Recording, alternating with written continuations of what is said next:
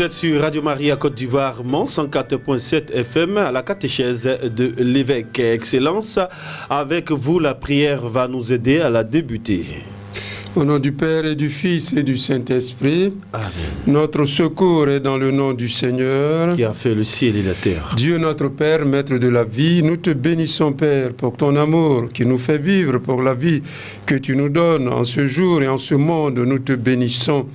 Nous te bénissons pour le monde, pour les parents, les amis, pour l'Église, pour le don de Jésus, ton Fils. Nous te bénissons, Père, pour le don spirituel du Saint-Esprit, par lequel tu as fait de nous tes enfants spirituels appelés à l'héritage du ciel. Nous te bénissons. Tu nous as donné la grâce de la foi, de croire en Jésus. Tu nous as établis, introduits dans la grâce du salut. Nous te bénissons. Tu nous as mis sur le chemin du salut, la voie du salut, Père. Nous te bénissons. Que la parole du salut que nous allons réentendre, réécouter au cours de cette catéchèse, Père, porte beaucoup de fruits de grâce, beaucoup de fruits de sanctification, beaucoup de fruits de salut, d'amour, dans notre propre vie, dans la vie de l'Église, du monde, de notre pays, en Afrique de l'Ouest et partout dans le monde, que nous devenions dans l'Esprit Saint, partout et toujours, témoins du Christ ressuscité, lui qui vit avec toi et le Saint-Esprit, Dieu, pour les siècles des siècles. Amen. Au nom du Père et du Fils et du Saint-Esprit. Amen. Amen. Auditeurs, nous évoluons dans ce grand thème qui nous réunit tous les mercredis, l'Esprit Saint qui vient au secours du chrétien dans la souffrance. Et la semaine dernière, nous avons entamé un sous-thème très intéressant, la souffrance et la détresse des autres, un appel de Dieu à vaincre l'indifférence et à transformer l'humanité par l'amour, le bien, le pardon, la miséricorde et la solidarité. Excellence. Oui, tout à fait. Avant de donc reprendre ce point-là que vous venez de souligner, je voudrais rappeler que avant ça, nous avions donc vu la vie de l'apôtre Paul. L'apôtre Paul en rapport avec la souffrance, ou encore la vie de Étienne dans le livre des Actes des Apôtres, toujours en rapport avec la souffrance. Voilà, donc on avait déjà vu Job, on avait parlé d'Abraham, toujours en rapport avec l'épreuve, avec la souffrance. Et donc, dernièrement, nous avons donc vu aussi la vie de l'apôtre Paul, ce grand mystique, ce grand croyant, ce grand disciple de Jésus, ce grand chrétien aussi. Voilà, comment il a vécu la souffrance, les épreuves, les difficultés de la vie. Voilà, donc nous allons continuer, mais cela pour nous dire qu'en réalité, être chrétien, c'est aussi vivre la souffrance et les épreuves, les difficultés de la vie, les vivre dans la foi, les accepter, les assumer. Et cela est important parce que dans notre pays ou dans notre église, beaucoup de croyants chrétiens vous promettent monts et merveilles dans la vie chrétienne. Ils prétendent que si vous venez chez eux ou avec eux, vous ne souffrirez pas. N'oubliez pas, ne vous laissez pas donc berner et distraire, parce que celui qui est l'origine et le terme de notre foi, comme dit l'apôtre Paul, c'est-à-dire le Seigneur Jésus lui-même, il a souffert. Il est passé par la souffrance, la mort, les inimitiés, l'opposition, l'adversité pour nous sauver. Voilà le chemin qu'il a emprunté.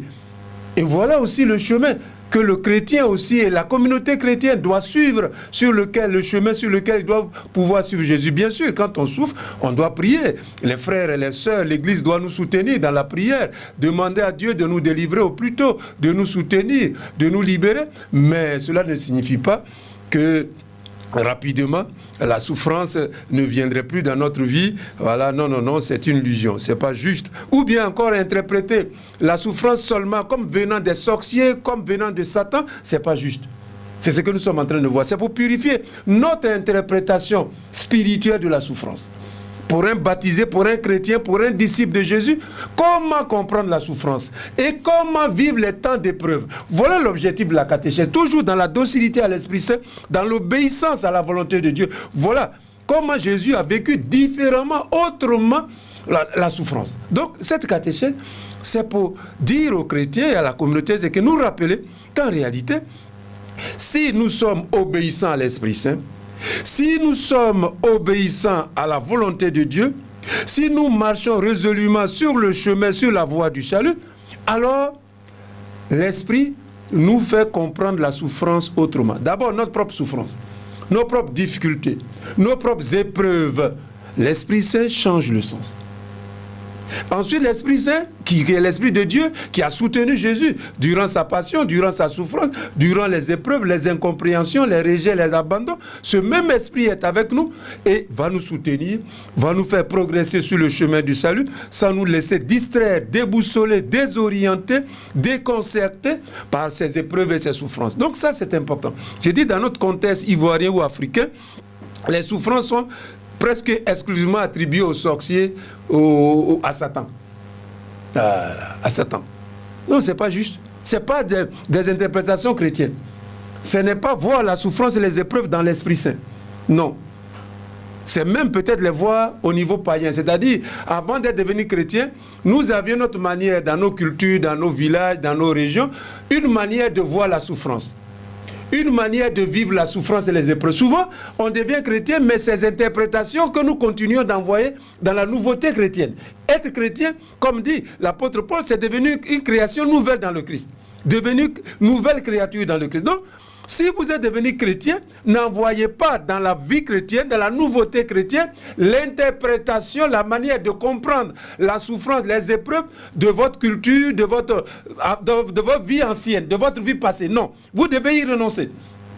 Vous devez y renoncer, sinon vous n'êtes pas encore évangélisé. Votre mentalité, c'est vrai, vous êtes peut-être baptisé, peut-être vous venez à l'église, mais votre mentalité, c'est-à-dire votre compréhension, c'est-à-dire votre interprétation de la souffrance de l'épreuve, cette interprétation qui nous fait vivre aussi la souffrance d'une certaine manière est encore païenne. C'est comme quand vous n'étiez pas encore baptisé. Vous ne connaissez pas encore Jésus. Dieu n'était pas encore dans votre vie. Jésus n'était pas encore votre vie.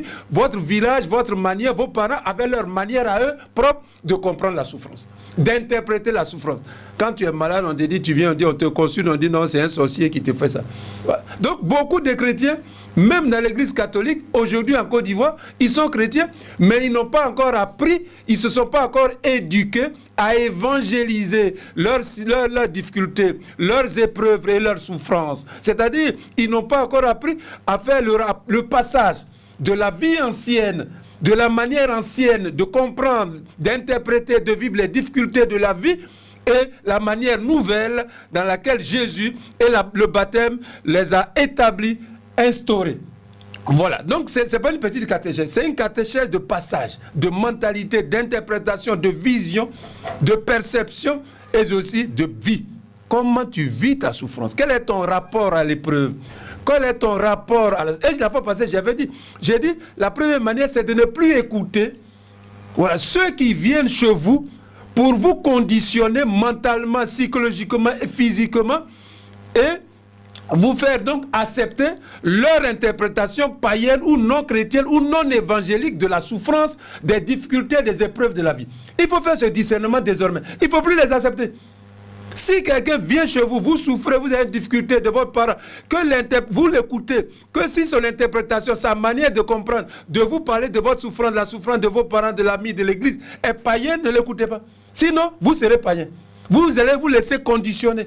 Vous allez accepter ça, avaler ça. Et vous serez donc, sans le savoir, peut-être, dans votre comportement, dans votre discours, dans votre mentalité, il va vous aider encore à être païen. C'est-à-dire à vivre comme Jésus avant que vous ne connaissiez Jésus, avant que vous n'ayez le Christ, la grâce du Christ dans votre vie. Non, désormais, c'est l'Esprit Saint, c'est la grâce du Christ qui nous aide. Et dans cette grâce-là, que nous devons donc, nous, chrétiens, en Côte d'Ivoire, dans l'Église catholique et dans le monde, interpréter, comprendre les difficultés de notre vie, les épreuves et les souffrances de notre vie. Alors, c'est une étape essentielle de la vie chrétienne, de la vie d'un baptisé, de la vie d'un croyant. De la vie du royaume dans laquelle Jésus nous a établis, introduits, instaurés. Oui, voilà l'objectif de cette catéchèse. Et là, il y a beaucoup à faire. Vous allez à Abidjan écouter un peu les radios, même les radios chrétiennes. Tous ceux chrétiens, surtout en fin d'année. En fin d'année, vers décembre, vous écoutez des radios, on dit non, il y a Satan, il ne faut pas aller au village. Ça, c'est des chrétiens qui parlent. Il ne parle pas de Jésus, non. C'est le sorcier qui te fait souffrir. Le sorcier t'a déjà attaché. Mais ça, nous, on connaissait ce discours avant d'être chrétien. Moi, dans mon village, quand j'étais petit, mes parents, c'est ce qui, avant que je sois chrétien, c'est le discours. Donc, beaucoup de chrétiens envoient dans la vie chrétienne, comme je l'ai dit, le paganisme ancien de leur vie ancienne.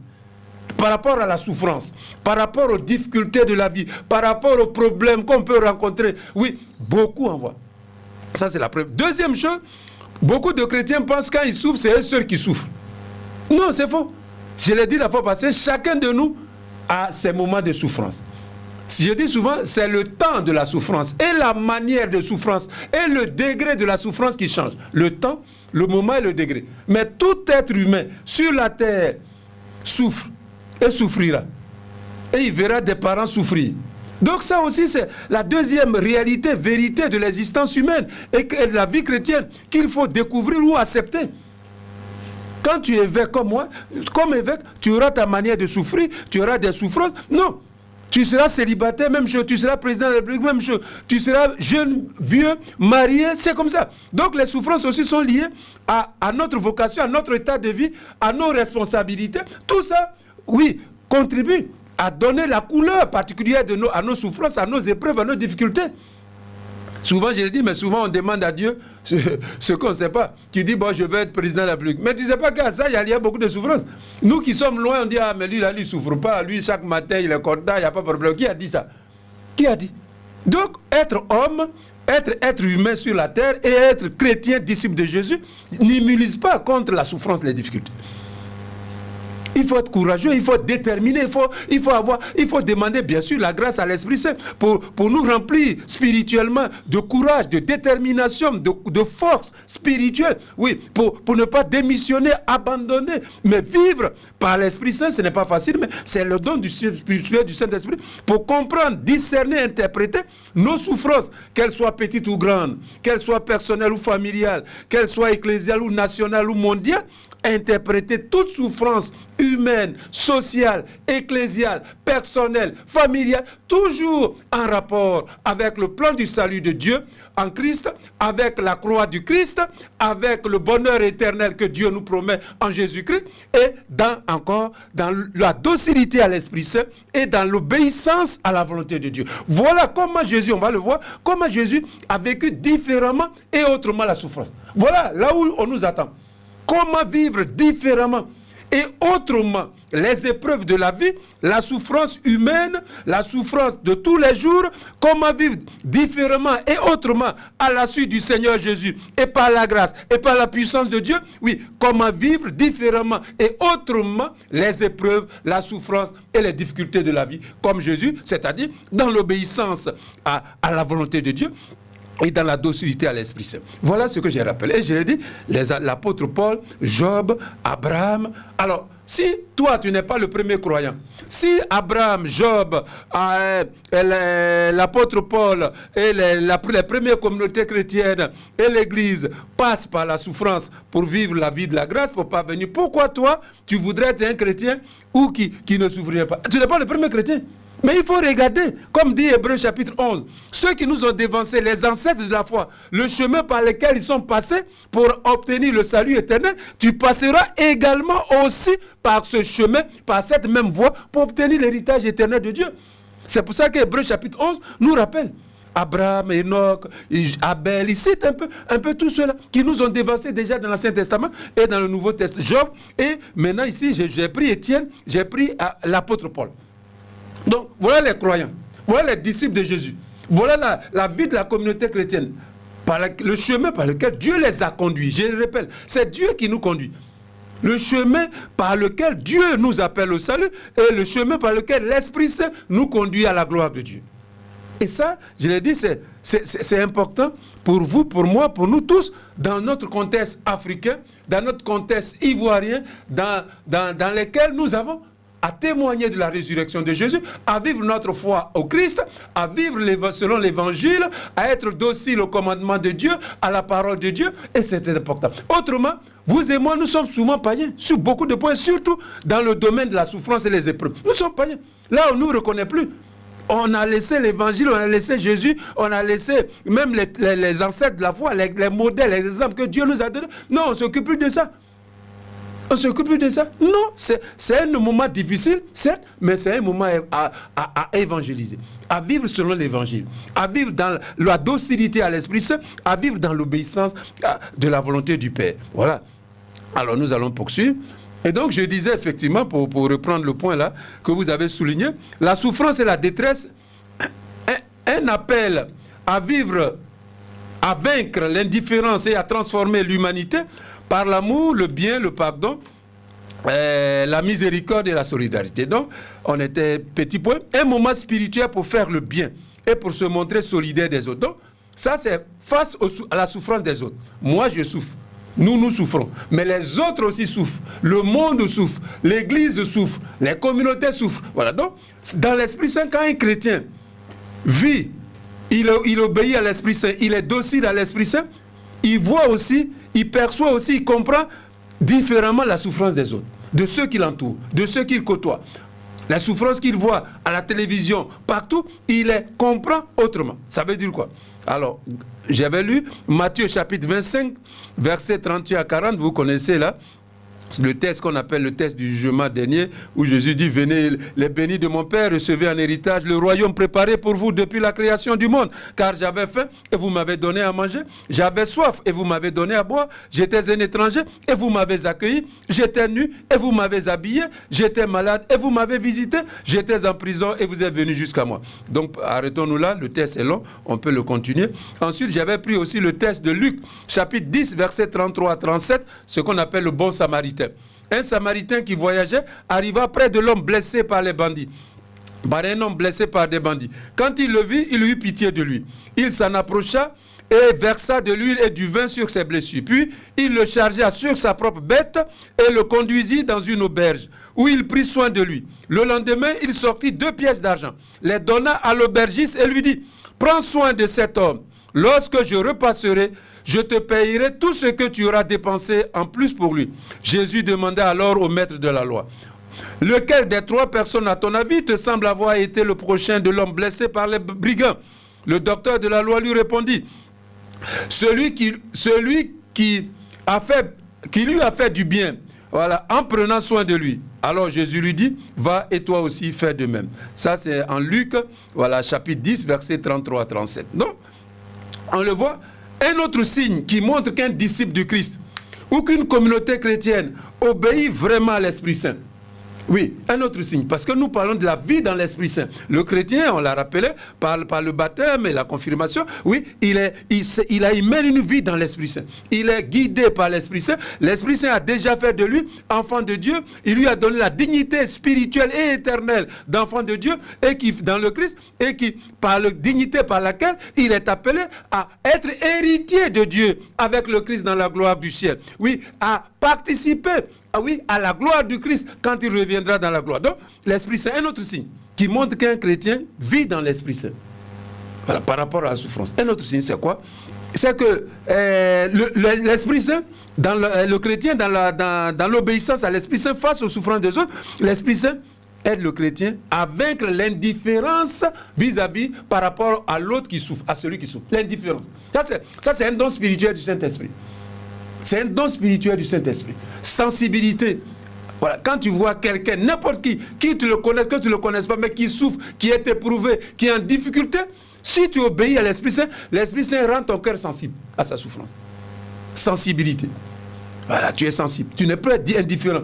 Tu ne te dis pas, moi, je m'en fous, je ne le connais pas ou je le connais, mais je... Non, l'Esprit Saint, obligatoirement, nécessairement, comme il a fait pour Jésus, il te rend sensible.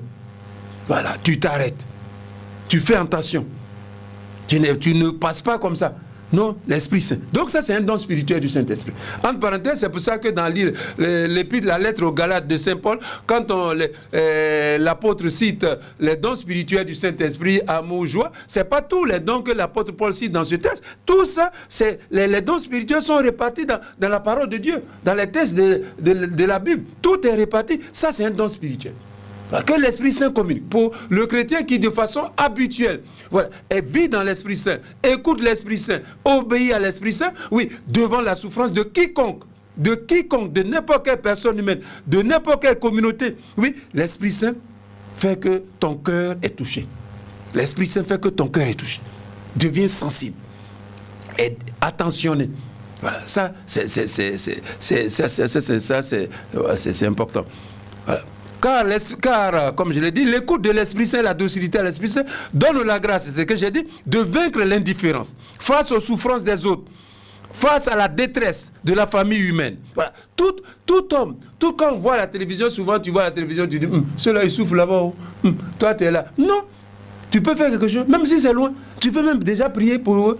Si c'est en Inde, tu ne peux pas aller là, c'est pas grave. Mais déjà, l'Esprit Saint, ton cœur va dire, Seigneur, je prie pour eux, que tu trouves par des hommes ou par toi-même la solution à leur souffrance. Oui, c'est important. Souvent, nous tous, on est différents. On regarde, d'ailleurs, même les guerres en Afrique de l'Ouest ici. Quand ça se passe dans un autre pays, tu te dis, bon, ça ne va pas arriver ici. Jusque-là, tu as dit, et puis maintenant, ça vient chez toi, tu dis, ah, non, c'était comme ça. Oui, souvent, c'est notre attitude à nous tous. Hein. Quand ça ne nous touche pas de près, bon, on dit c'est pas mon papa, c'est pas mon bras, je le connais pas. Bon, ça c'est Vinicius, ils souffrent là, c'est leur problème. D'ailleurs même ils ont cherché ça même. C'est bien qu'ils souffrent, ils ont trop cherché ça. Oui, souvent c'est cette attitude humaine que nous avons, vous et moi, face à la souffrance d'autrui, face à la souffrance des autres pays, des autres nations, des autres continents. Voilà, nous ne sommes pas assez sensibles et l'Esprit Saint vient justement pour nous libérer, pour nous délivrer spirituellement, intérieurement, dans notre pensée, dans nos regards, dans notre attitude, vis-à-vis de tout ça. Donc je l'ai dit, l'Esprit Saint, l'obéissance à l'Esprit Saint, rendre le cœur humain du chrétien sensible et actif, engagé pour transformer les situations de détresse, d'angoisse, d'épreuve, d'indigence. C'est pourquoi dans la vie, dans l'Esprit Saint, le bien à ceux qui souffrent n'est pas une option facultative. Voilà. Tu vois, celui qui vit dans l'Esprit Saint, voilà, faire le bien à quelqu'un qui souffre, ce n'est plus quelque chose de facultatif qu'il peut faire, qu'il ne peut pas faire. Non. C'est comme l'Esprit, ça devient impératif, c'est-à-dire ça devient obligatoire. L'Esprit Saint touche son cœur, le rend sensible, et le cœur de l'Esprit Saint lui dit, non, maintenant tu dois faire quelque chose. Tu peux faire quelque chose. Pense, réfléchis, fais quelque chose. Voilà, c'est ça qu'on veut dire. Le chrétien qui vit dans l'Esprit Saint, oui, non seulement l'Esprit Saint le délivre intérieurement, spirituellement son cœur de l'indifférence, mais également l'Esprit Saint lui dit que maintenant, la souffrance de ton frère, de ta soeur, de cette communauté devient une mission pour toi, une responsabilité que Dieu te confie. Voilà la deuxième. Donc, libération, délivrance de l'indifférence par rapport à la souffrance d'autrui, des autres, d'une communauté que je ne connais pas, qui n'est pas forcément ma communauté d'appartenance. Oui, l'Esprit Saint te délivre. Ensuite, l'Esprit Saint te dit, te rend responsable. Il dit non, là, tu peux faire quelque chose. Mais plus, tu dois faire quelque chose. Voilà. Donc, l'Esprit Saint t'envoie en mission. Mission divine, mission spirituelle, de faire quelque chose pour soulager la souffrance de celui-là ou de celle-là ou de cette communauté. Voilà ce que l'Esprit Saint fait dans la vie de chaque disciple de Jésus. Donc, un impératif, ça devient obligatoire, ça devient actif, il te rend responsable, alors que ce n'est pas toi qui as fait que le gars souffre. Mais l'Esprit Saint te dit non, tu dois faire quelque chose. Alors, comment on change? Peut-être tu te dis non, c'est pas moi qui suis responsable, c'est pas moi qui a causé sa souffrance, donc je ne peux rien faire. Voilà souvent ce que nous disons pour nous justifier, pour nous excuser, pour ne rien faire face à la souffrance de quelqu'un qui est à côté ou qui passe ou que j'ai vu. Non. Donc d'abord, l'Esprit Saint révèle aux chrétiens que son avenir éternel en Dieu dépend en grande partie de ses actes d'amour, de miséricorde, de bonté à l'égard de ceux qui souffrent ou qui sont dans le besoin. Donc l'Esprit Saint intérieurement instruit, enseigne aux chrétiens quelque chose de nouveau. Voilà, c'est un enseignement, c'est une instruction spirituelle. Voilà, ton esprit, ton intelligence devient spirituelle. L'Esprit Saint nous donne une sagesse spirituelle. Voilà, une sagesse spirituelle pour nous dire que dans le plan de Dieu, sur la voie du salut, si tu veux vraiment obtenir le salut, oui, faire quelque chose pour celui-là ou celle-là ou cette communauté, oui, si tu fais quelque chose, alors tu seras sauvé plus facilement, pour parler simplement. Donc, voilà, j'ai dit, l'Esprit Saint révèle, instruit, enseigne aux chrétiens que son avenir en Dieu, sa venue dans la gloire du ciel, dépend en grande partie de ce qu'il va faire, de ce qu'il fera, de ses actes d'amour, de bonté, de miséricorde, le bien qu'il fera à ceux qui souffrent. Oui, ce bien-là conditionne son salut éternel. Voilà l'enseignement que l'Esprit Saint vient développer dans le cœur et dans l'intelligence et dans la sagesse du chrétien, du baptisé. Celui, bien sûr, qui écoute l'Esprit Saint, qui est docile à l'Esprit Saint, qui est obéi à l'Esprit Saint, comme j'ai dit, nous fait vaincre l'indifférence. L'Esprit Saint nous fait dire, nous rend responsables, nous demande de faire quelque chose, nous rappelle donc là. Mais l'Esprit Saint aussi nous fait passer, nous dit non, ton salut là, ce que tu cherches, tu es sur la voie du salut. Dieu t'a appelé à la gloire du ciel. Si tu veux vraiment obtenir, tu dois faire quelque chose. Et si tu le fais, alors cela te fait progresser sur la voie du salut. Donc, l'Esprit Saint révèle aux chrétiens, intérieurement, spirituellement, que son avenir de gloire, son avenir éternel, son avenir dans le royaume des cieux, voilà, dépend en grande partie de sa responsabilité, de son engagement, de ses actes concrets d'amour, de bonté, de miséricorde à l'égard de ceux qui souffrent ou qui sont dans le besoin. L'Esprit Saint lui fait découvrir et reconnaître que le bien qu'il fait aux petits, aux indigents, aux nécessiteux, à ceux qui souffrent, à ceux qui sont éprouvés, à ceux qui sont dans la détresse, a un lien essentiel avec la gloire que Dieu lui promet. Avec la gloire que Dieu lui promet. Oui, c'est un lien essentiel. C'est un lien essentiel. La vie présente, ton engagement, ta responsabilité, ton engagement ici et maintenant, dans la vie de ceux, les petits, les faibles, les indigents, les nécessiteux, ceux qui souffrent, ceux qui sont éprouvés, ceux qui ont en difficulté, que tu rencontres dans ta famille, au bureau, ceux qui sont quelque part à l'église, que tu côtoies, qui viennent te rencontrer, oui, ceux-là, ton engagement vis-à-vis d'eux est lié, cet engagement est lié à ton bonheur éternel dans la gloire du ciel.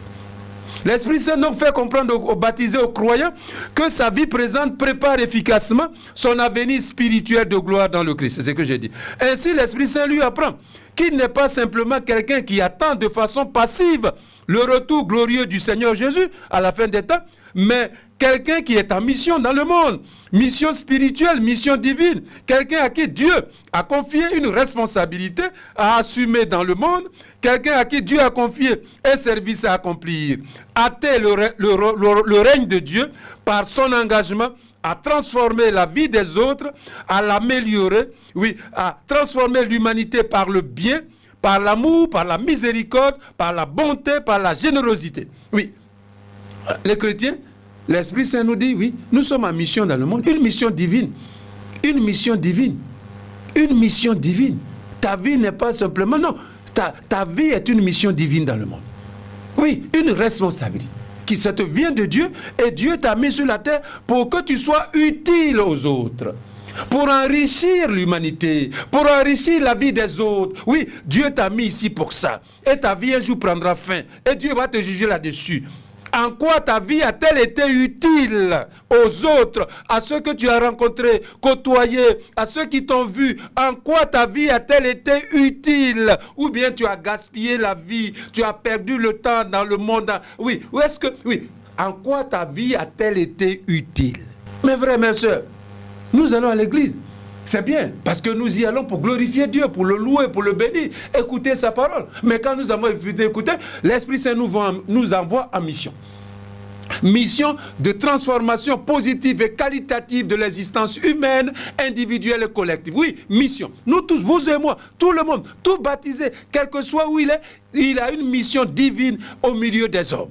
Mission de transformation positive et qualitative de la vie humaine pour que les hommes vivent dignement comme créés à l'image de Dieu, qu'ils vivent dignement comme fils et filles de Dieu, comme frères et sœurs en Christ. Oui, voilà la mission de tout baptisé et de toute communauté chrétienne, ici à Mans, en Côte d'Ivoire et partout dans le monde. Mission divine de transformation positive et qualitative des relations humaines. Oui, voilà notre mission divine.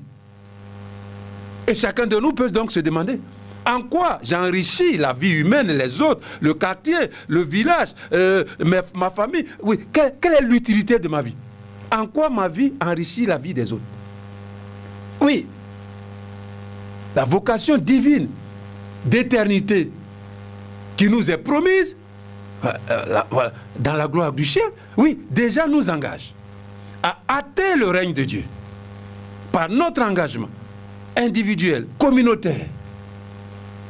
Notre vie doit enrichir la vie des autres. Chaque jour par le bien. Il y a des jours, je peux dire quelquefois, il y a des jours où notre vie est comme vide devant Dieu. Parce que nous avons peut-être travaillé, mais il n'y a pas un bien que nous avons fait. Si nous pouvons faire notre examen de conscience, alors quand nous allons dormir, pour demander, mais aujourd'hui, quel bien j'ai fait?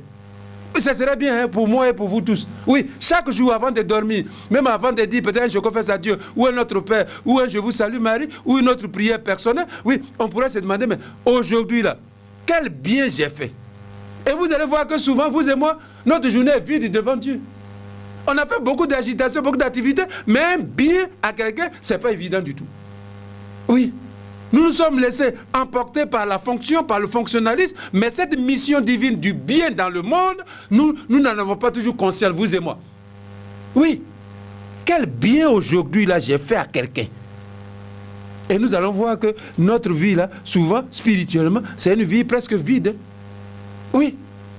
Le bien, c'est une mission divine que le chrétien a reçue de Dieu.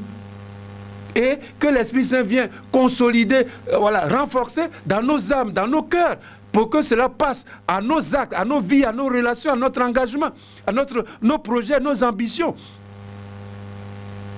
Donc plus le chrétien obéit à l'Esprit Saint, plus un chrétien baptisé est docile à l'Esprit Saint, plus il découvre que tous ses choix, que toutes ses décisions, que toutes ses positions n'ont pas la même valeur, ni la même portée dans le plan de salut de Dieu, dans l'avènement du règne de Dieu. Non.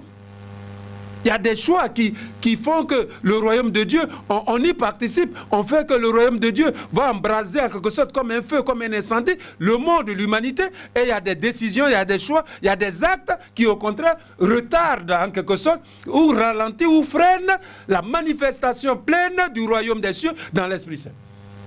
Et le baptisé là. Rappelez-vous, dans le Notre Père qui es aux cieux, que ton nom soit sanctifié, que ton règne vienne. L'Esprit Saint, la docilité à l'Esprit Saint, l'obéissance à l'Esprit Saint, nous fait participer efficacement, activement à l'avènement du règne de Dieu. Que le règne de Dieu se manifeste toujours plus dans notre propre vie, au-delà du péché, au-delà de la misère, au-delà de la faiblesse, au-delà de la fragilité. Oui, que le royaume de Dieu se manifeste et éclate. Et nous y participons par le don spirituel du Saint-Esprit, par l'obéissance à l'Esprit Saint, nous y participons.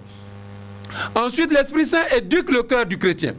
Je l'ai dit, il le rend sensible, le pousse à prendre au sérieux le temps présent, le quotidien, sa vie, à s'engager concrètement dans le monde présent. Oui, je l'ai dit, pour que le royaume de Dieu se manifeste pleinement. Enfin, l'Esprit Saint aide le chrétien dans les situations concrètes, de la vie. Les situations, discernement. Voilà. Donc, d'abord, c'est le discernement, c'est-à-dire l'interprétation, c'est-à-dire comment tu vois la souffrance de l'autre, de la communauté. Voilà. Donc, l'Esprit Saint vient justement aider le chrétien au niveau du discernement, au niveau de l'interprétation, au niveau de l'analyse, au niveau de la compréhension de la souffrance des autres. Je l'ai déjà dit. Dans les rencontres, dans les situations concrètes de la vie, dans les rencontres. Voilà, dans les rencontres, l'Esprit Saint nous rend sensibles, attentifs. Souvent, on est dispersé, on rencontre des gens, mais on ne découvre pas que cette personne a un problème. Souvent, on attend seulement que les autres viennent dire « Ah, aide-moi ». Ça ne suffit pas. Nous devons être attentifs. Attentifs à ceux qu'on vit. Si c'est ta femme, si c'est ton mari, si c'est tes enfants, vous êtes dans la même famille, il ne faut pas attendre qu'on vienne seulement te demander. Toi, tu dois aussi dévancer. Si tu obéis à l'Esprit Saint, tu dois dévancer leurs demandes, leurs besoins. Voilà. Si tu es au-dessus à l'Esprit Saint, si tu obéis à l'Esprit Saint, si tu es dans la grâce, si tu obéis à la grâce, oui, l'Esprit Saint va t'aider à dévancer leurs besoins, leurs attentes, leurs souffrances. Souvent, on vit avec les gens, mais on ne sait pas que cette personne souffre. Parce qu'on est trop préoccupé de nous-mêmes. Donc, l'Esprit Saint, c'est ça. Dévancer la demande de quelqu'un. Anticiper. Anticiper. Anticiper. Tu vis, tu entends, tu dis, on dirait que ma camarade là, j'ai vu là, elle doit avoir problème de chaussures. Puis tu t'en vas acheter une chaussure, tu viens lui faire cadeau. Oui, ça c'est une grande manifestation du jour et de l'Esprit Saint. C'est ça. Ne pas attendre seulement que celui qui souffre, vienne nous demander quelque chose. Il y a beaucoup qui attendent ça. Il dit, mais il fallait venir me demander. Oui, bon, je n'ai pas tout le monde, j'ai dit quelquefois ça arrive. Tu dis, oui, mais toi, ma camarade, j'ai vu ça, mais j'attendais que tu viennes me demander. Non, ça ne suffit pas. Il faut aller au-delà. C'est ça l'Esprit Saint. L'Esprit Saint te rend l'engagement. C'est toi, l'initiative vient de toi, de ton cœur, de ton âme. Tu n'attends pas que la personne vienne te demander. Non, si elle t'a demandé, c'est bien. Mais si elle ne t'a pas demandé, toi aussi, tu dois dévancer. Tu dois aller. Tu dois proposer. Tu dois susciter. Ça, c'est un don du Saint-Esprit. C'est une obéissance puissante à l'Esprit Saint. Dévancer les besoins des autres. Ne pas attendre toujours qu'eux, ils viennent en premier nous solliciter, nous demander. Non. Donc, c'est l'Esprit Saint qui le fait aussi. C'est la puissance du Saint-Esprit. Et c'est là, beaucoup le font. Mais je les encourage à le faire dans la docilité de l'Esprit. Dévancer. comme j'ai dit, dans les familles, dans la vie communautaire, avec les amis, dans les groupes d'appartenance, l'association des mangeurs de chats ou des chiens ou des ressortissants de tel village, on est dedans. Il faut apprendre. Cette délicatesse, c'est l'Esprit Saint. L'attention, être attentionné, être délicat, faire attention pour dévancer les autres, leurs besoins, leurs attentes et pouvoir satisfaire, pouvoir les combler. Ça, c'est un don spirituel du Saint-Esprit. Et donc, vous voyez, l'Esprit Saint, en réalité, à travers tout cela, nous fait imiter, ressembler à Jésus. Parce que, rappelez-vous, il passait, comme dit le livre des Actes des Apôtres, Jésus passait partout en faisant le bien. Voilà. Donc, l'Esprit Saint nous rend hommes et femmes de bien. L'Esprit Saint fait de nous hommes et femmes disciples de Jésus, c'est-à-dire faiseurs de bien, attentifs à faire le bien, généreux dans le bien, toujours le bien, toujours le bien. Ça, c'est l'Esprit Saint. Ça, c'est l'Esprit Saint. Donc, mais en réalité, à travers le bien, qu'est-ce que l'Esprit Saint vient? Rappelez-vous, l'Esprit Saint, je vous l'ai dit au début de la catéchèse, quand j'ai parlé de l'Esprit Saint fait de nous enfants de Dieu, fait de nous fils et filles adoptifs de Dieu le Père en Jésus, appelés héritiers de Dieu, héritiers de la gloire de Dieu. Voilà. Déjà, l'Esprit Saint en réalité, en faisant de nous donc des fils et filles adoptifs de Dieu, appelés à la gloire, l'Esprit Saint fait de nous des frères et sœurs de Jésus, c'est-à-dire l'Esprit Saint fait de nous des frères et des sœurs de toute personne humaine, de tous les hommes, connus ou inconnus, d'ici ou d'ailleurs. Ça, c'est la nouveauté chrétienne dans l'Esprit Saint. L'Esprit Saint change notre vision de l'humanité tout entière, de tous les hommes. Oui, l'Esprit Saint vient transformer, bousculer, oui, changer.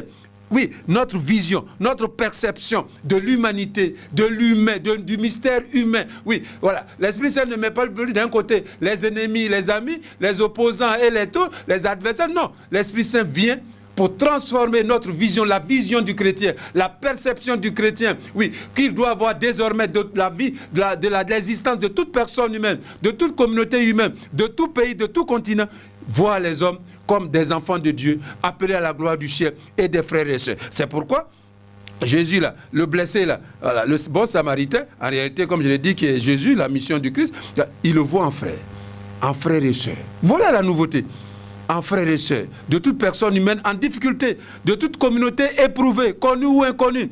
Par le don spirituel de l'Esprit, le chrétien, comme je l'ai dit, a reçu déjà la dignité surnaturelle, la dignité éternelle d'enfant de Dieu.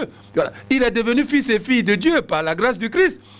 Dès lors, face à la souffrance, face aux épreuves, à la détresse, oui, l'Esprit Saint pousse intérieurement, spirituellement le croyant, le disciple de Jésus, à se comporter toujours et partout en enfant de Dieu, en frères et sœurs, comme le Christ. Voilà. En fait, les actes, le bien qu'on doit faire, il faut d'abord que l'Esprit Saint nous établisse, nous conforte dans la dignité que nous avons reçue. La dignité surnaturelle de grâce, dans laquelle l'Esprit Saint nous a établis, nous a plongés. C'est quoi? C'est enfants de Dieu le Père, fils et filles adoptés de Dieu le Père, frères et sœurs en Christ, de toute personne humaine. Voilà, c'est cette double identité éternelle que l'Esprit Saint pousse chaque fois le chrétien à réaliser, à vivre, même face à la souffrance des autres, à la souffrance, aux détresses des autres. Oui, te montrer comment dans cette situation de celui-là, je dois me montrer dans la grâce du Christ, frère ou sœur de cette personne, frère ou sœur de cette communauté. Qu'est-ce que je peux faire? Qu'est-ce que je dois faire pour eux ou pour elle ou pour lui? Dans l'Esprit Saint aussi, l'Esprit Saint, la souffrance est un moment spirituel. Pour faire, je l'ai dit, pour faire triompher la volonté de Dieu, la vérité et la justice. Donc, dans l'Esprit Saint, la souffrance devient aussi un moment pour manifester à tous la volonté de Dieu, la vérité de Dieu et la justice en Dieu. Philippiens 1, 29. Dieu accorde la grâce non seulement de croire au Christ, mais aussi de souffrir pour lui. Philippiens 1, 29. Dieu accorde la grâce non seulement de croire au Christ, mais aussi de souffrir pour lui. Philippiens 1, 29. 1 Pierre chapitre 3, verset 17. Il vaut mieux souffrir pour avoir fait le bien, si c'était la volonté de Dieu, plutôt que pour avoir fait le mal. Il vaut mieux, selon le Jésus, souffrir pour avoir fait le bien. Faire le bien n'est pas facile, hein? C'est ce qu'on veut dire ici. Voilà, souvent on pense que le bien, non, faire le bien est difficile aussi. Voilà. Si c'était la volonté de Dieu, plutôt que pour avoir fait le mal. 1 Pierre chapitre 3, verset 17. 1 Pierre chapitre 3, verset 14. S'il vous arrive de souffrir pour la justice, pour avoir fait ce qui est juste, heureux êtes-vous, comme dit l'Écriture. N'ayez aucune crainte de ces gens-là, ne vous laissez pas troubler. Donc, s'il vous arrive de souffrir pour avoir fait ce qui est juste aux yeux des hommes et aux yeux de Dieu, on dit béni sois-tu. Heureux êtes-vous. Ne regrettez pas. Alors, l'Esprit Saint donne aux chrétiens le courage et la force spirituelle de faire la volonté de Dieu. Oui, faire la volonté de Dieu n'est pas facile. D'abord parce que nous sommes tous pécheurs. Et chacun de nous veut faire sa propre volonté. Faire la volonté de Dieu est donc difficile puisque Dieu est un autre. Vous voyez, nous tous là, en famille, partout, voilà, nous tous, nous voulons que tout le monde fasse ce que nous on veut. Voilà. Mais quand c'est pour quelqu'un, c'est difficile souvent d'accepter. Donc faire la volonté de Dieu, même pour un chrétien, un bon chrétien n'est jamais facile. C'est aussi une souffrance. Parce que notre nature humaine est blessée par le péché, par le mal. Voilà. Donc faire la volonté de Dieu n'est pas facile. Donc faire la volonté de Dieu comporte désormais une souffrance pour la nature humaine. Ce n'est pas facile. Par exemple, partager, donner ton argent à quelqu'un, c'est pas facile. C'est pas facile. C'est un bien, mais c'est pas facile. C'est la volonté de Dieu dit de partager. Mais le faisant, le corps là, ton âme l'a dit, si j'ai gardé mon argent là, ça aide beaucoup. Seigneur, vraiment, là, vraiment. Bon, je vais te donner petit, parce que là où on est arrivé là. Oui. Souvent, on pense que quand on parle d'accomplir, faire la volonté de Dieu, c'est pas facile parce que nous sommes tous marqués par le péché. C'est difficile. Ça demande un effort. Ça demande du courage. Ça demande de la détermination. Même prier le soir. Vous me voyez comment prier même est difficile. Aujourd'hui, tu pries, demain, tu dis, oui. Donc, faire la volonté de Dieu pour notre nature humaine blessée par le péché, déformée par le péché, les faiblesses, la fragilité, faire la volonté de Dieu demande un effort. Et comporte, pour ainsi dire, une certaine souffrance. Souffrance de la nature humaine blessée par le péché. Voilà. Et donc, pratiquer aussi ce qui est juste, en supportant ce qui fait souffrir, ce qui est difficile, éprouvant et pénible. Donc d'abord, faire la volonté de Dieu fait souffrir le corps humain blessé par le péché. Ensuite, pratiquer ce qui est juste, faire ce qui est bon, juste aux yeux de Dieu, aux yeux des hommes. Oui, mais c'est pas facile. D'abord à accepter soi-même, mais aussi les autres, la société, c'est pas facile d'accepter. Souvent en Côte d'Ivoire, quand toi tu fais ce qui est bien, on dit, mais lui là, il vient d'où? Oh mon cher, toi tu viens d'où ça? Toi tu viens de quoi? Tu viens de quelle planète? Non, ça là c'est pas... Oh, non, nous on fait pas ça ici. Voilà, nous on fait pas ça ici. Hein. Où tu as envoyé cet esprit là? C'est mauvais. Donc vous voyez, faire le bien, faire ce qui est juste aux yeux des hommes eux-mêmes et aux yeux de Dieu, comporte la souffrance, la persécution, la médisance, les critiques, le rejet, l'abandon. Oui. Souvent, on n'analyse pas cet aspect difficile du bien. C'est pour ça que nous n'arrivons pas à faire le bien. Et ou bien quand on nous critique, tu dis, moi je ne fais plus. Non, parce qu'on s'attendait qu'on nous applaudisse. Mais tu as fait, on dit, oh, tu as bien fait, félicitations, voilà, diplôme. Non, on va te critiquer bien même. On va te critiquer bien. On va parler de toi mauvais. Mais mon frère, en même temps, ceux qui te critiquent, ils savent que tu as fait le bien. Après là, ils vont venir te conseiller. Ils vont dire, mon frère, comment tu as fait? Mais quand leurs camarades avec qui ils t'ont critiqué seront plus là, lui va venir te demander conseil. Oui, c'est comme ça le cœur humain. Donc, faire la volonté de Dieu, pratiquer, faire ce qui est juste aux yeux de Dieu, aux yeux des hommes, non, comporte des souffrances. Oui, si tu t'engages sur cette voie de la volonté de Dieu, faire ce qui est juste aux yeux des hommes, aux yeux de Dieu, non, tu souffriras. Tu souffriras. Maintenant, si tu ne fais pas ça, bon, tu vas souffrir aussi différemment, quoi, mais tu ne vas pas souffrir ça. Partout là, j'ai dit, il y a partout souffrance. Même voler là, tu souffres. Tu souffres. C'est pas facile. Ouais, le mal à main, c'est pas souffrir. Et puis, quelquefois, tu restes dedans. Si on a fait bon aussi, toi, c'est fini. Tu es resté dedans. Voilà. Donc, ici aussi, sur la voie du salut, sur le chemin du salut, dans la vie de la grâce, oui, ce n'est pas facile. Oui, être sur le chemin du salut, vivre selon la grâce du Christ, comporte des efforts, des sacrifices. Oui, comporte des éléments difficiles pour notre nature humaine blessée par le péché. Et je l'ai dit. Donc je l'ai dit, faire le bien, faire ce qui est juste, c'est ce que je viens de dire. Voilà, accomplir en soi, voilà, c'est pas facile. Mais c'est ce que Dieu récompense. C'est ce que Dieu apprécie. C'est ce que Dieu reconnaît. Voilà. Donc on rencontrera des incompréhensions, voilà, des oppositions, des résistances, des réticences, la persécution, l'adversité, la contrariété, quand on veut faire le bien. Quand on veut faire ce qui est juste, quand on veut faire la volonté de Dieu, voilà, quand on veut manifester la gloire de Dieu par nos actes concrets, il faut se préparer à souffrir, à supporter la souffrance. Il faut s'y préparer. Il faut s'y préparer. Alors, dans ces situations, l'Esprit Saint accorde aux chrétiens, je l'ai dit, la force spirituelle, la force intérieure d'aller à contre-courant. Ce n'est pas facile. Il lui donne la force intérieure de ne pas s'en étonner, mais d'imiter Jésus, qui a injustement souffert pour faire triompher la gloire de Dieu le Père, pour accomplir la volonté de Dieu, pour manifester la vérité et la justice. C'est pour ça que Jésus a souffert. C'est pour ça que Jésus a souffert. Jésus, lui, n'a pas souffert parce qu'il a fait mal, mais pour ceux-là, c'était mal. Voilà. Donc, Jésus a souffert injustement.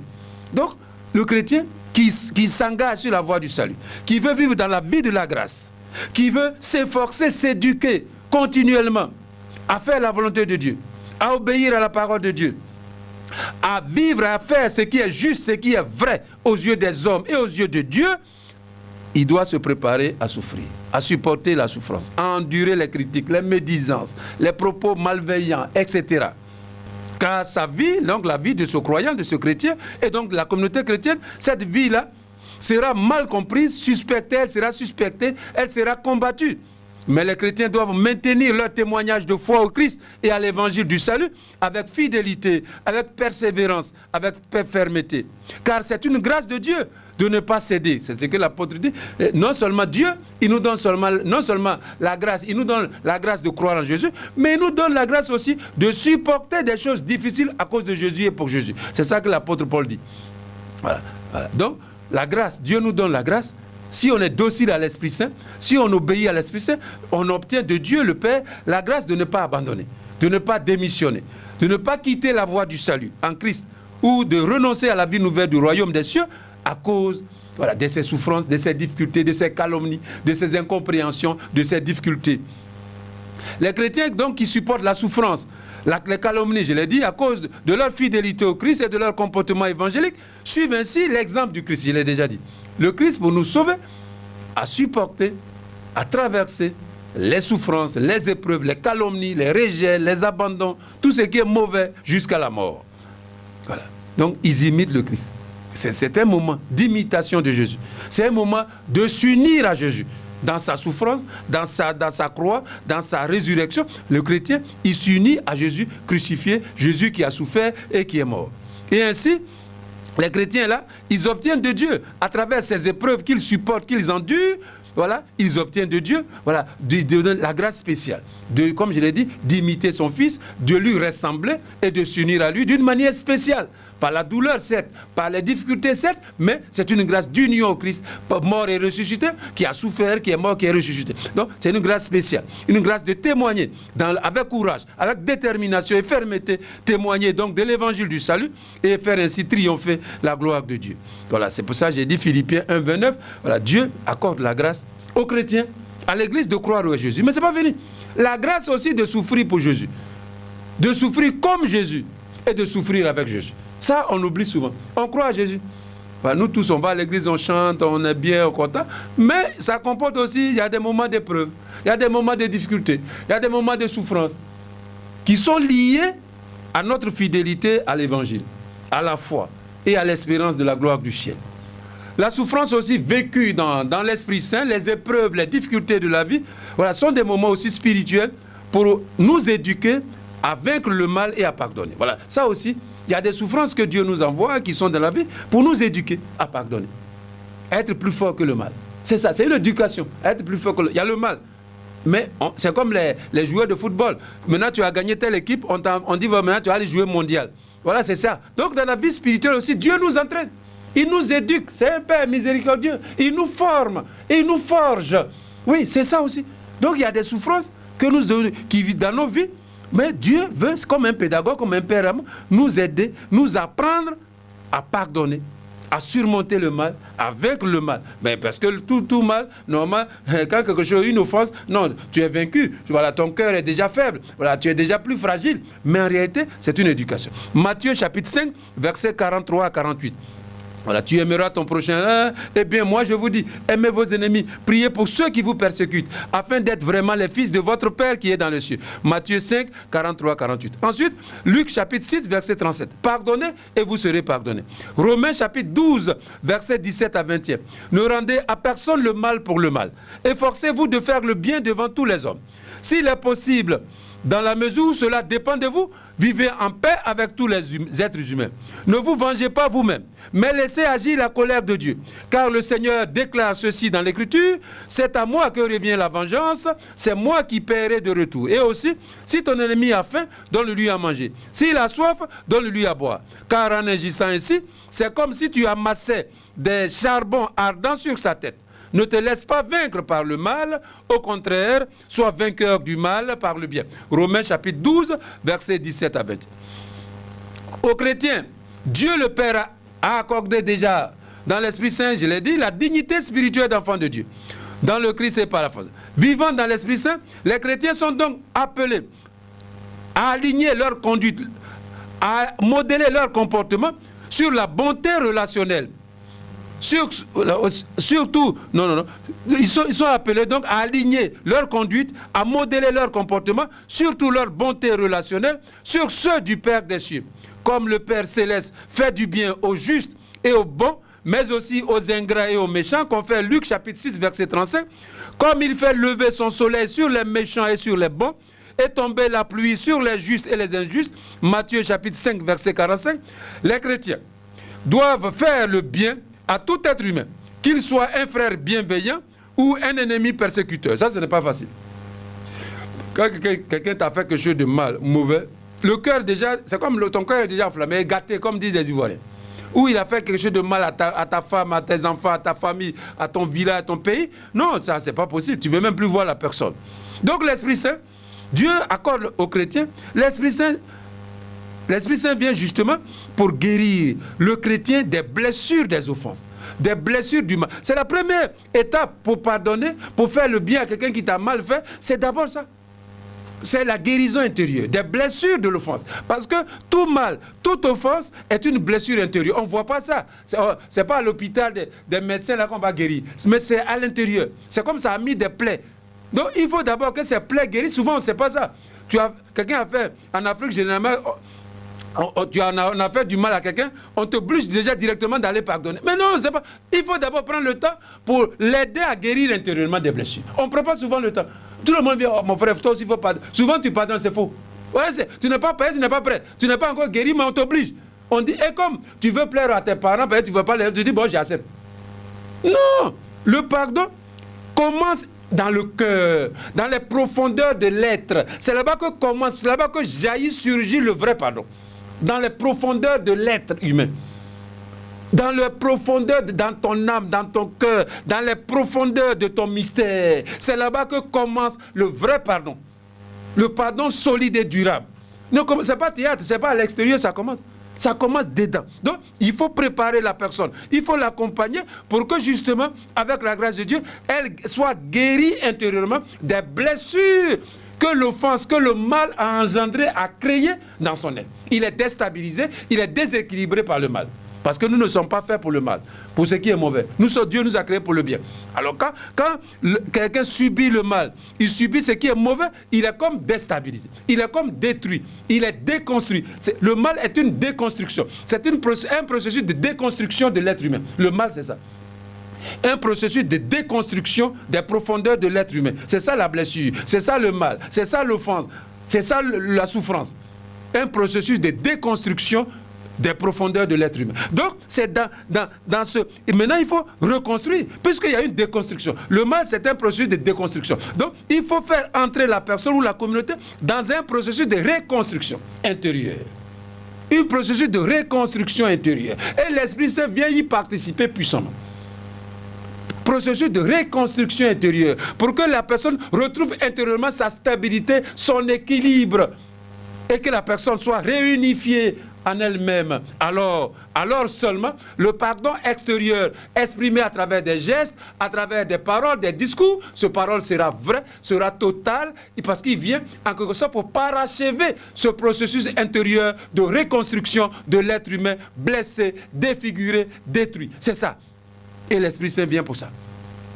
C'est pour ça. C'est pour ça que quand vous subissez un mal, une offense, commencez par invoquer l'Esprit Saint. Vous ne pouvez pas vous seul faire ça. C'est pas possible. C'est pas possible. Commencez par appeler l'Esprit Saint au secours. Il va vous guérir petit à petit. C'est comme un médecin, ils vont mettre un pansement. Ils vont mettre antibiotiques spirituels. Voilà, antibiotiques spirituels en fonction du mal, en fonction des dégâts que le mal a causé en vous dans les profondeurs. L'Esprit Saint va venir puissamment mettre l'antibiotique spirituel. Vous serez alors guéri intérieurement le plus tôt possible. Alors seulement, comme je l'ai dit, à travers des gestes, à travers une démarche, à travers des discours, à travers vous allez exprimer la reconstruction dans laquelle l'Esprit Saint vous a déjà établi dans les profondeurs. Sinon, le pardon sera faux, il ne sera pas sincère, il sera théâtral et au contraire, il va encore faire plus de dégâts. Donc, c'est ça. Priez l'Esprit Saint pour transformer nos cœurs, nos âmes, les profondeurs de notre être. Alors, nous pourrons donc voir le frère malveillant, oui, le frère, la sœur malveillante, mais toujours dans le projet de Dieu, comme frère et sœur. Même s'il a fait le mal, il est toujours un frère et sœur. Mais ça, je dis, c'est une grâce spéciale, une grâce extraordinaire, surnaturelle de l'Esprit Saint. C'est pourquoi, comme je dis, quand on a subi un mal, petit ou grand, ne laissez pas comme ça, ne dites pas, bon, c'est pas grave. Non, si vous laissez comme ça, le diable va utiliser dans votre cœur, petit à petit, au départ, ce n'était rien, mais il va dire, non, mais s'il a fait comme ça, là, non, c'est trop grave, faut pas le laisser, hein. Vous voyez, souvent nous, ça commence comme ça, une idée, puis on laisse, on dirait. Non, l'esprit mauvais utilise ça, il amplifie ça, il donne les raisons, même que l'autre n'a même pas, auquel n'a pas pensé, et puis on dit, ah non, c'est ça qu'il a fait. Et puis tu changes de comportement, tu dis, ah non, si tu as fait ça, voilà comment je vais faire maintenant. C'est l'esprit, non. Après l'autre, là même, il a fait le mal. De façon, on fait le mal, on peut faire le mal par méchanceté, mais on peut faire le mal par incapacité, par oubli, par négligence. Mais l'Esprit Saint vient dire non. S'il a fait ça, c'est pas méchanceté. Non, c'est pas parce qu'il est faible. Hein. Non, il a fait ça pour te faire exprès. C'est exprès, il a fait ça. Oui, ça, c'est le diable qui fait. Le diable fait pour te dire non, s'il a fait ça, non, c'est pas méchanceté pur. Non, l'Esprit Saint vient dire non. Quand l'Esprit Saint vient, il dit oui, on peut le faire par méchanceté, le mal, mais on peut le faire aussi par faiblesse. Moi, par exemple, tu veux laver, ça arrive, tu veux laver un verre à la maison. Mais souvent, ça te glisse et puis ça tombe, ça casse. Tu n'as pas décidé le matin, quand tu prends le verre pour aller le faire. Non, tu voulais faire le bien, puis le verre est tombé. Voilà. Peut-être tu n'as pas fait attention, tu as été un peu négligent, distrait. Oui. Donc le mal, l'Esprit Saint vient dire non. Le mal, on le subit ou on le fait, pas seulement par méchanceté, par faiblesse humaine. On est limité, on est pécheur. Ton esprit va dans ça et puis tu vas. Il y a des gens qui passent, il t'a rien fait, tu dis mais oh, cette femme elle est mal habillée. Mais le gars t'a rien fait. Vous voyez? Oui, mais ça jaillit dans ton cœur. Ça vient comme ça, alors que la personne ne te connaît pas. Maintenant, dans ton cœur, l'esprit a jailli. L'idée a jailli comme ça. Mauvaise idée a jailli dans ton cœur. Donc c'est ça qui est important. Donc ici, il s'agit quand on a subi même un petit mal. Si c'est ta femme, si c'est ton mari, si c'est tes enfants, si c'est tes parents, il ne faut pas laisser comme ça. Il faut commencer à invoquer l'Esprit Saint. Petit à petit, l'Esprit Saint va purifier ton cœur, les profondeurs de ton être, va te donner des raisons, des motifs contraire à ce qu'il fallait pour se venger. Il va te convaincre petit à petit, puis tu vas dire, ah, si la personne a fait ça, bon, elle s'est trompée. Tu vas minimiser ça. Donc ça, c'est important, parce que dans l'Esprit Saint, dans l'obéissance à l'Esprit Saint, c'est là seul qu'on peut vraiment supporter et surmonter les épreuves, les difficultés qui viennent des ennemis, d'autres personnes, des frères et sœurs, comme on dit, malveillants, pour toujours rester dans l'obéissance à l'Esprit Saint, dans la docilité à l'Esprit Saint, et pour que justement nous témoignions toujours que nous sommes enfants de Dieu, appelés à la gloire du Christ, que nous imitions et ressemblions à Jésus-Christ, qui partout est passé en faisant le bien, même à ceux qui l'ont tué sur la croix, il dit, Père, pardonne-leur, car ils ne savent pas ce qu'ils font. Donc nous, notre modèle, notre exemple, c'est le Christ. Dans la souffrance, dans les épreuves, notre modèle, ce n'est pas quelqu'un qui va venir dire non, c'est un sorcier qui t'a fait ça. Non, c'est Jésus. Voilà. Les yeux fixés sur le Christ, comme dit pendant le temps de carême, menons le combat jusqu'au bout. Les yeux fixés sur le cœur fixé sur Jésus. Imiter Jésus, ressembler au Christ, se conformer à lui. Voilà ce que l'Esprit Saint vient faire dans le cœur du chrétien. Voilà ce que l'Esprit Saint vient nous faire désirer dans les moments de souffrance, dans les difficultés, dans les épreuves. Voilà, voir toujours, comme je l'ai dit plusieurs fois, qu'est-ce que Dieu veut de nous? Qu'est-ce que Dieu attend de nous? Qu'est-ce que nous pouvons faire? Qu'est-ce que nous devons faire pour manifester la dignité spirituelle et éternelle et surnaturelle d'enfants de Dieu que nous avons reçue dans la grâce du baptême, et pour manifester que nous espérons, nous croyons, que nous participons déjà à l'héritage de la gloire du ciel, mais que grâce à cet engagement dans la souffrance et face à la souffrance, nous serons toujours des fils de Dieu, des frères et sœurs du Christ, frères et sœurs de toute personne, et qu'ensemble, nous marcherons vers la gloire du ciel. Gloire au Père et au Fils et au Saint-Esprit, pour les siècles des siècles. Amen. Au nom du Père et du Fils et du Saint-Esprit. Amen.